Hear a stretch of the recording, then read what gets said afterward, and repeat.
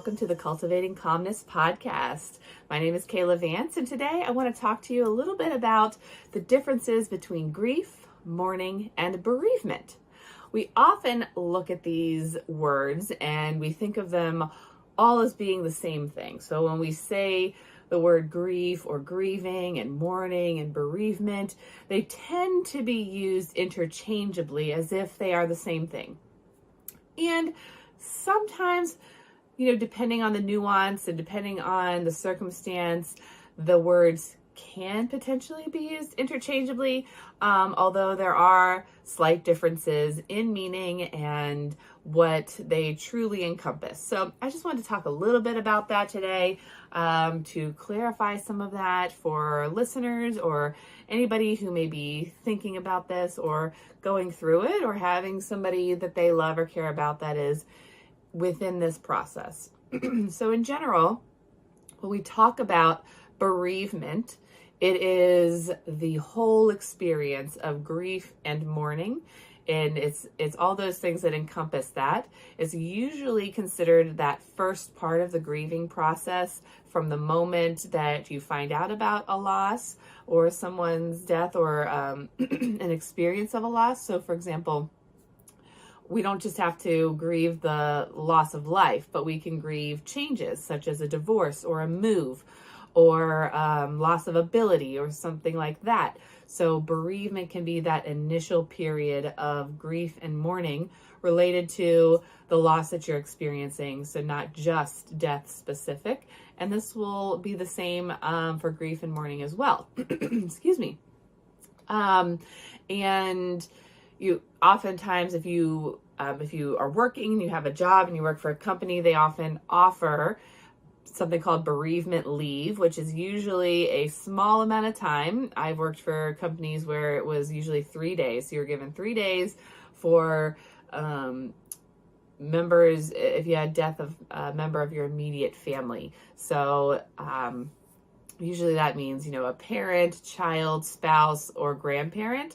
Anyone else, as far as a business is concerned, they don't usually include other losses within your bereavement leave, but that is kind of what that is. That's that beginning process and allows you time to at least get through maybe those initial stages. Excuse me.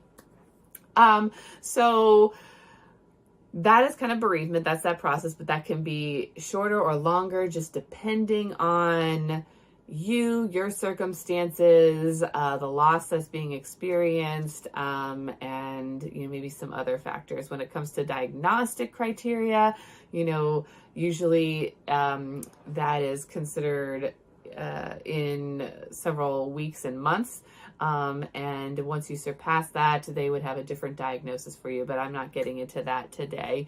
So then we kind of get into grief and mourning and what's the difference there. Well, grief and grieving are usually those things that we consider the internal thoughts and feelings that we experience related to the loss that has happened in our lives. So those are those feelings of anger and sadness and depression and etc. All the feelings and thoughts that you experience following the loss. And grieving and grief is an ongoing process, meaning we usually consider that the grieving process never really stops, but it can have, it can be shorter, it can be longer.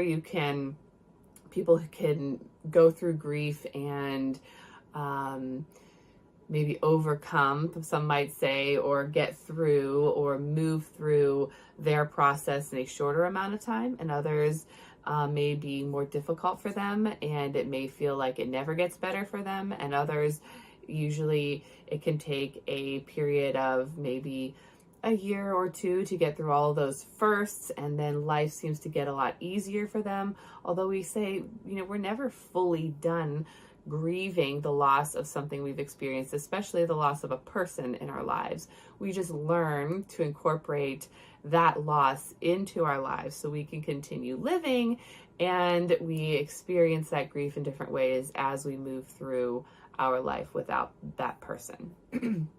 Mourning, on the other hand, is the external way we experience loss. So that's like the society's response to a loss or a death specifically. And this would incorporate all those cultural beliefs, practices, and rituals that you may see happen in different areas around the world, in different, religious practices, spiritual practices.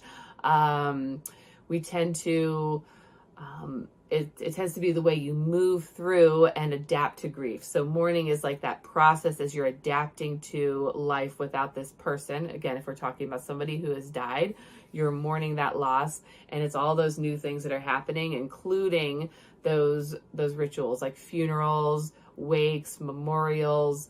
In some cultures, they may wear black for a certain amount of time, or in certain religions, there's like 𝗕𝗲𝗃𝗁𝗏 you may have heard of, which is what happens in the Jewish religion, where they sit with immediate family in their homes, remembering that loved one for 7 days following the funeral.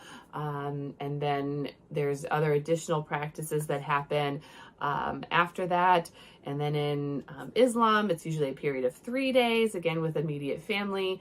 And then again, there's lots of other nuances and different things that happen, and different, depending on the person who has died in certain religions, they may practice different things, such as I said, wearing black. Like a widow may wear black for a certain amount of time. Maybe it's a year, maybe it's a certain number of weeks or months, or kind of like sitting the Shiva. It may be they have to stay or expected to stay indoors, or you only going out in public for certain things for, a certain amount of time. So that can happen in different religions and in different cultures.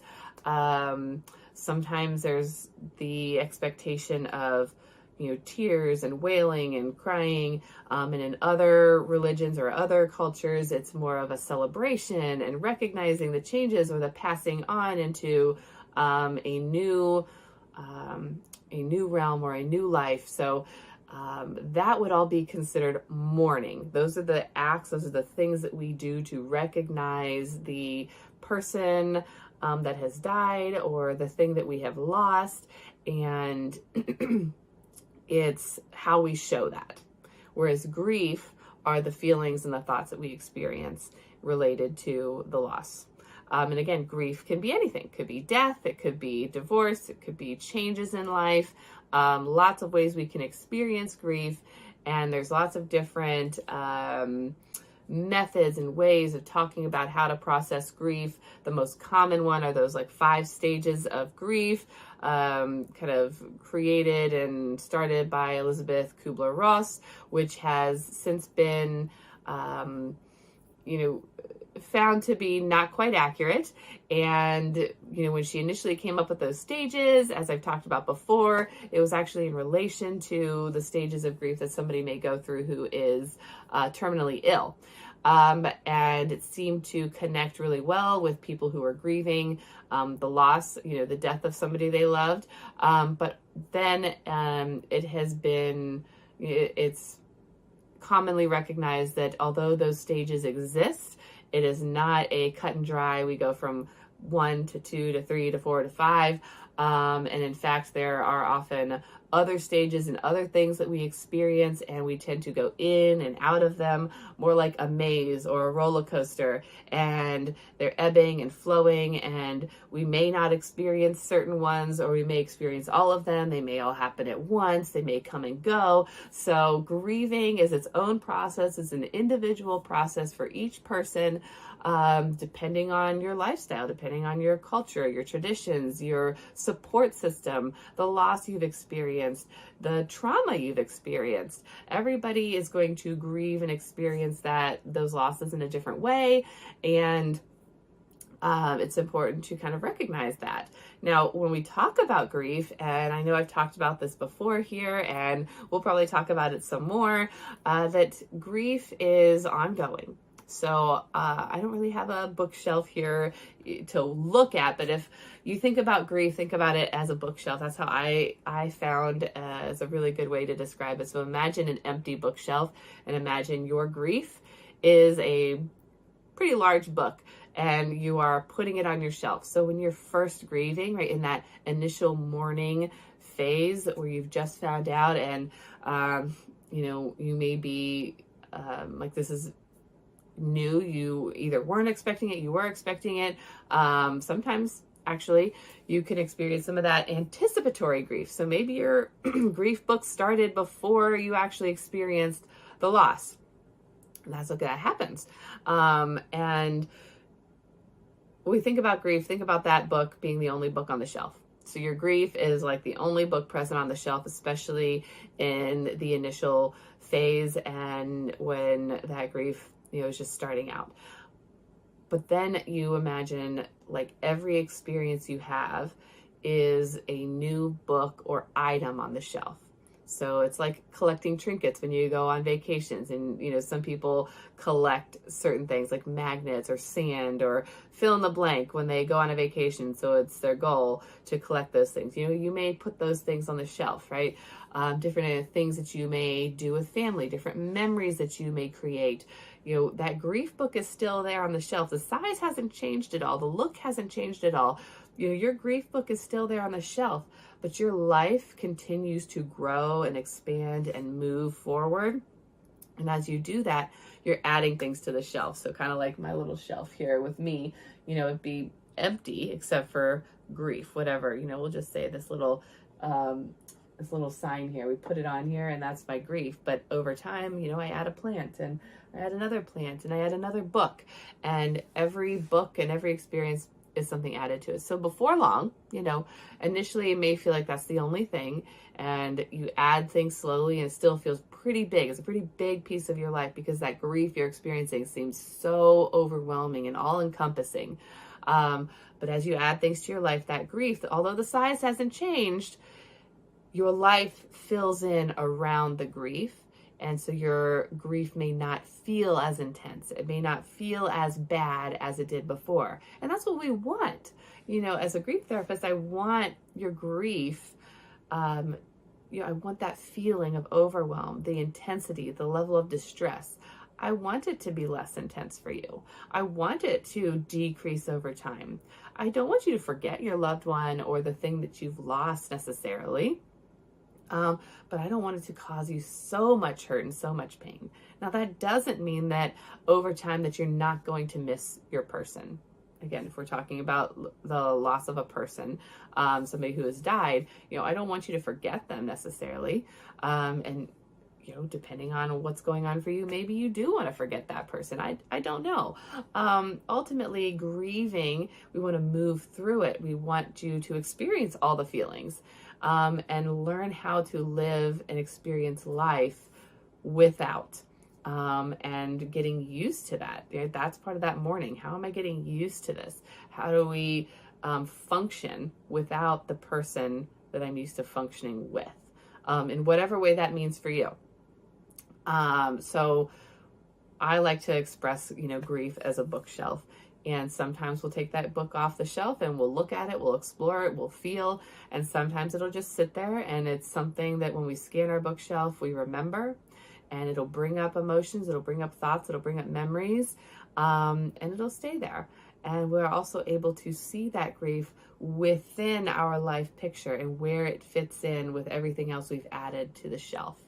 So if you've heard that before, you've now heard it again. If you haven't, hopefully this is a new perspective and a new way for you to think about grief and grieving.